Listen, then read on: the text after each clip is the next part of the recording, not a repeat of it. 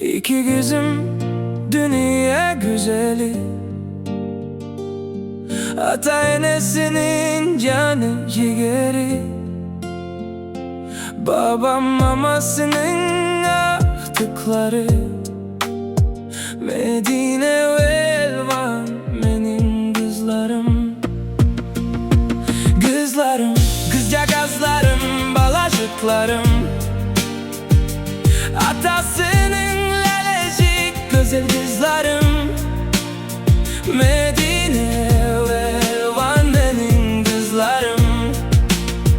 Her gün babası bilen gider toylarda, mamasının kucağında yatar kızlarım.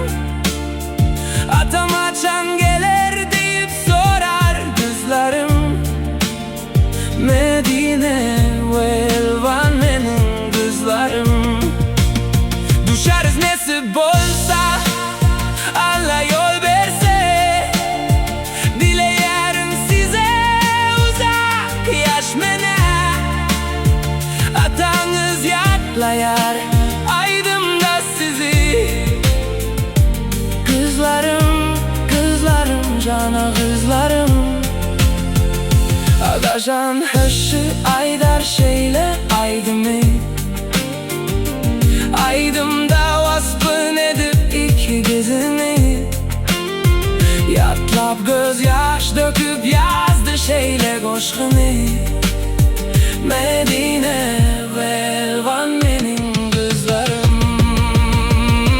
Kızlarım, kıca gazlarım, balazaklarım. Dünyadayım baktı cana kızlarım.